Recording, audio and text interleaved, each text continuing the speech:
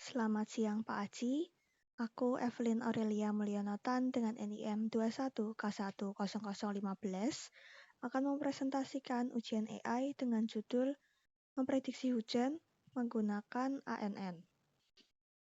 Aku mau jelasin ANN itu apa. ANN itu singkatan dari Artificial Neural Network yang dalam bahasa Indonesia disebut jaringan saraf tiruan. ANN sendiri terinspirasi dari jaringan saraf biologis dalam otak manusia.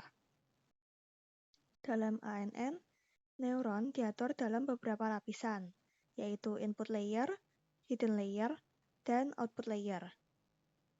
Setiap koneksi antara neuron memiliki bobot yang mengatur kekuatan pengaruh antar neuron.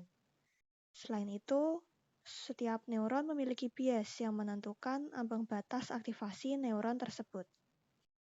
ANN dilatih melalui proses penyesuaian bobot berdasarkan data train. Tujuan training adalah meminimalkan kesalahan prediksi dan mencapai kinerja yang optimal. ANN dengan banyak lapisan tersembunyi dikenal sebagai deep learning. Dalam deep learning, model ANN dapat mempelajari pola-pola yang lebih kompleks dan lebih abstrak dari data. ANN dapat digunakan untuk tugas klasifikasi dan regresi. Dalam klasifikasi, ANN dapat memprediksi kelas atau kategori dari data input.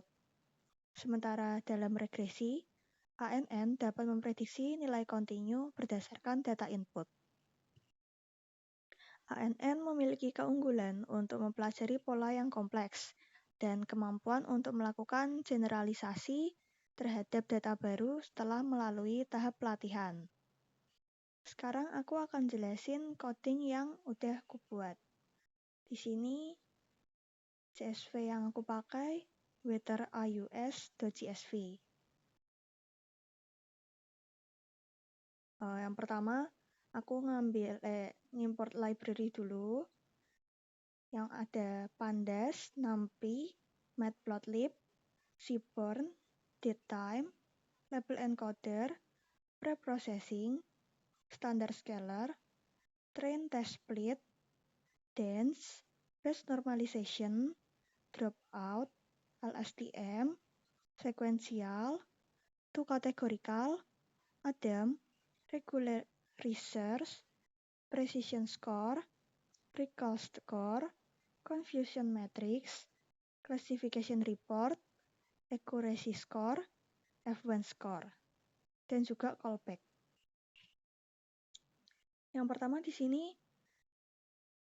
aku membaca CSV yang tadi udah ku import. Dan ini beberapa datanya. Lalu yang ini menunjukkan apakah data yang dipunya itu seimbang atau tidak. Dan visualisasinya. Di sini, coding untuk menunjukkan apakah korelasi antara atribut itu positif atau negatif. Kalau positif, berarti kedua atribut saling mendukung.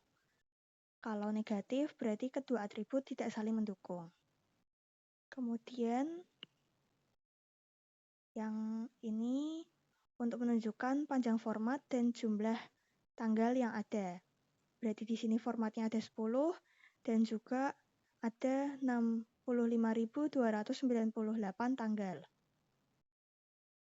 Kemudian ini untuk mengubah kolom tanggal menjadi data datetime dan juga menambahkan tahun, bulan, dan hari.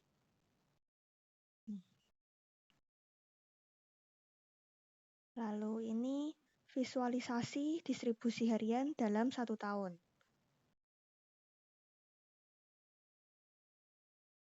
Kemudian ini mendapatkan daftar variabel kategorikal dari dataset yang disimpan dalam variabel data.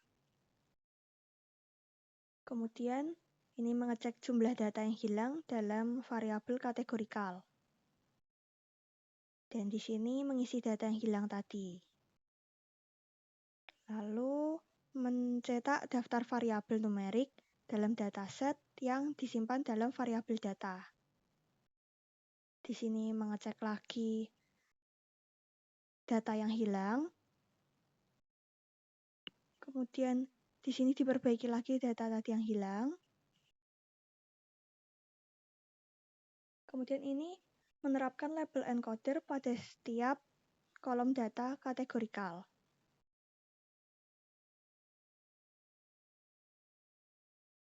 Di sini menghapus kolom-kolom yang tidak diperlukan.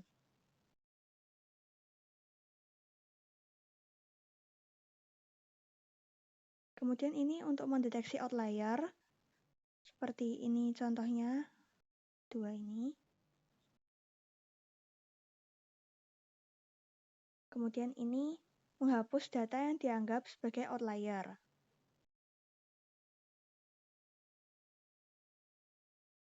Nah, ini bentuk grafik data tanpa outlier karena sudah dihapus. Di sini membagi dataset menjadi 2, yaitu dataset training dan testing. Kemudian ini bagian training datanya, aku ngelakuin epoch 150.